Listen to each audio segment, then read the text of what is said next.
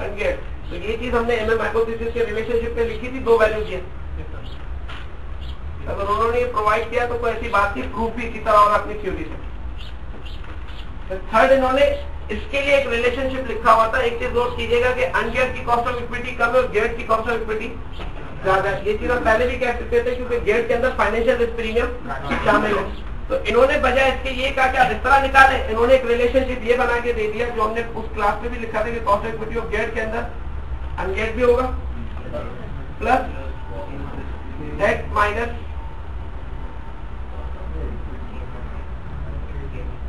D over T.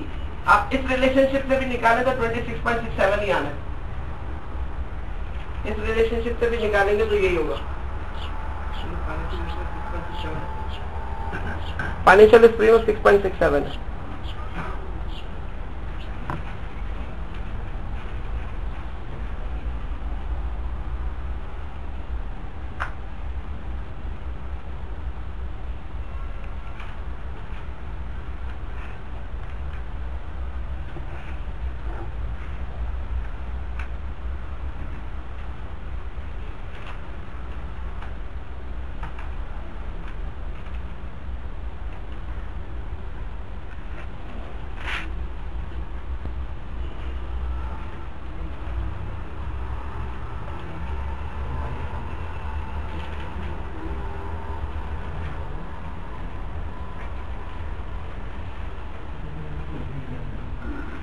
ये 26.67 ही आ रहा है।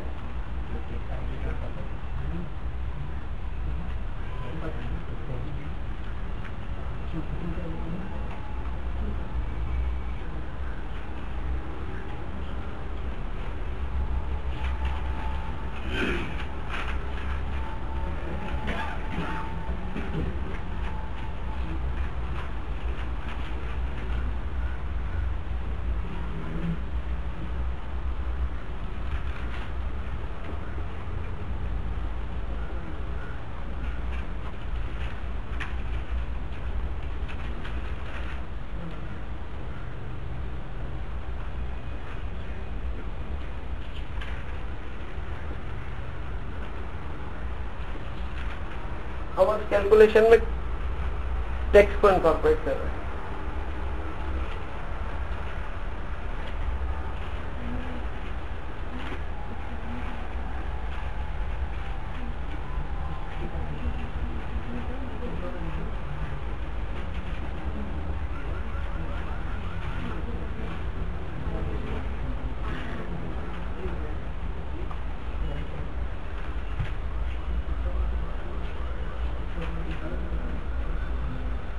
इन्वेस्टर आप अपनी मर्जी से आइडेंटिफाई कर लीजिए कि 30% शेयर होल्डिंग हो, 25% हो, 20 हो, 10 हो, उससे कोई फर्क नहीं पड़ता।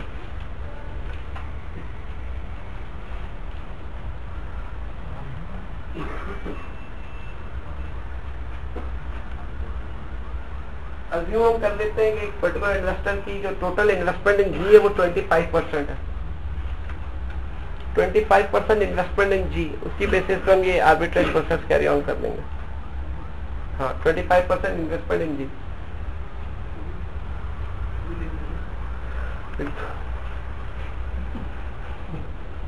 इसलिए कह रहा हूँ कि ये 20 है, ये 30 है, तो अलग ही वैल्यू होगी।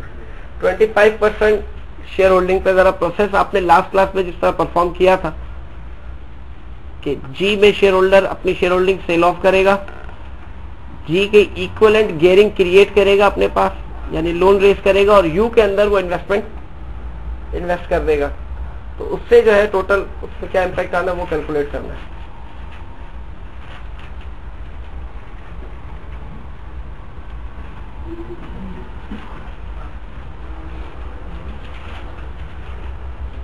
हम अज्यूम कर रहे हैं 25% शेयर होल्डिंग है जी।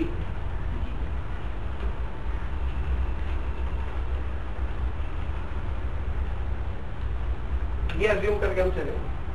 तो फर्स्ट ऑफ ऑल हम ये देख रहे हैं कि शेयर ऑफ इनकम फ्रॉम जी कितना आता है, क्योंकि उसकी इन्वेस्टमेंट जी के अंदर मौजूद है। जी की earning before interest and taxes है 20,000 की, इंटरेस्ट लेस होगा उसमें 40,000 का 10%, 4, 16,000. अर्निंग बिफोर टैक्सेस, पहले टैक्सेस नहीं थे, अब taxes at the rate of 30, 4,800. Earning after taxes जो है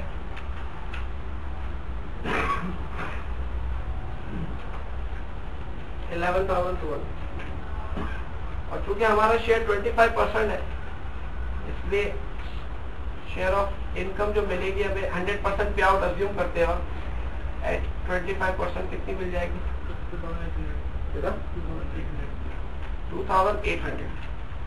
अगर एक इन्वेस्टर जिसने 25% इन्वेस्टमेंट जी के अंदर की हुई है, जब वो जी में इन्वेस्टमेंट को एवेल्युएट कर रहा है, तो जी से उसको अपनी इन्वेस्टमेंट के अगेंस्ट 25% इन्वेस्टमेंट के अगेंस्ट 2,800 का बेनिफिट मिल रहा है.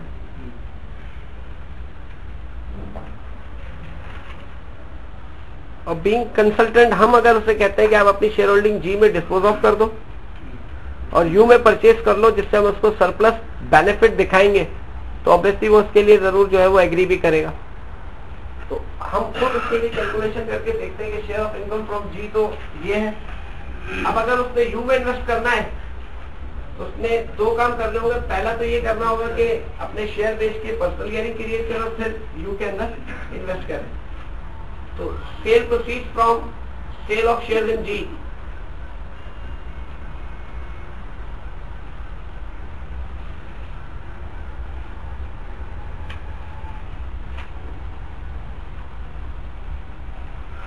$90,000 की टोटल इक्विटी की वर्थ है इस वक्त जी की, और हमारी इन्वेस्टमेंट है 25%, 22,500.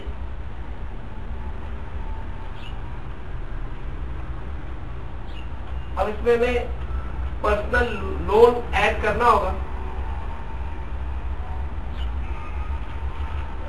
ताकि हम पर्सनल गियरिंग.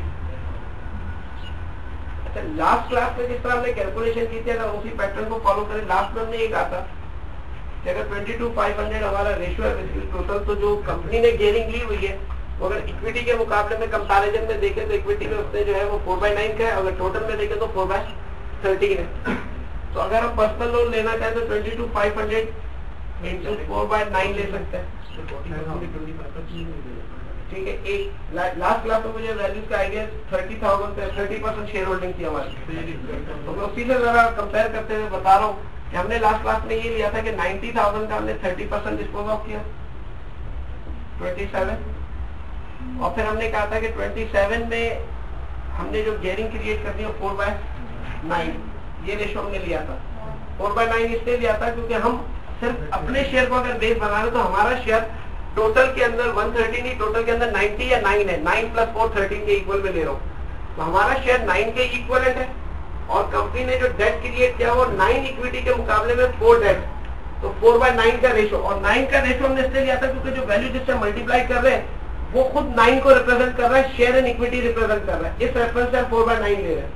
अगर टोटल होता तो हम 4/13 ले लेते हैं, राइट.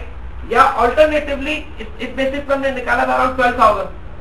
ऑल्टरनेटिवली ये लास्ट क्लास में हमने जनरली बात नहीं की थी, कुछ स्टूडेंट्स की नॉलेज में भी था, वो बात भी हो गई थी कि ये भी तो हो सकता है कि अगर हमने 90,000 जो भी हमने हमारा हिस्सा कंपनी के अंदर मौजूद है 27 का, कंपनी 40,000 का बेसिकली अगर लोन लेती है, हमारी शेयर होल्डिंग अगर 30% है, तो इसका मतलब जो भी इन्वेस्टर है उसके अगेंस्ट जो है बेसिकली कंपनी ने जो लोन का रेशियो लिया हुआ है, अगर मेरा इसमें 30% बनता है तो गियरिंग को मेंटेन करने के लिए इसमें भी मेरा रेशियो क्या होना चाहिए? 30%. तो अगर हम 40,000 का भी डायरेक्टली 30% ले लें कि जितना डेट कंपनी ने लिया वो अपनी शेयर होल्डिंग के बराबर आप ही अपना डेट ले लीजिए, तो भी बात वही बनती है.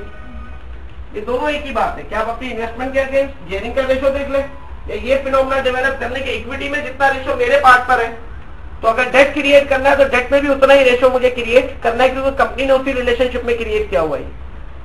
तो दोनों में से कोई आप एक ही चीज फॉलो कर ले, बात आपके पास एक ही है. ठीक है. लेकिन अगर हम यही टेक्निक यहां यूज करने जाते हैं तो थोड़ी सी मिस्टेक होती है इसके अंदर, टैक्स की वजह से. प्रॉब्लम यह है कि जब भी टैक्स नहीं होता तो कंपनी की कॉस्ट में और एक इंडिविजुअल की कॉस्ट में, दोनों में कोई फर्क नहीं होता. लेकिन जब भी टैक्स आएगा तो कंपनी की कॉस्ट कम होगी, इंडिविजुअल की कॉस्ट ज्यादा होगी। उसकी रीजन ये है क्योंकि यहाँ हमें क्लियर है कि जब कंपनी ने इंटरेस्ट पे किया तो टैक्स से पहले वो डिडक्ट हुआ है। पर्सनल कैपेसिटी में ऐसा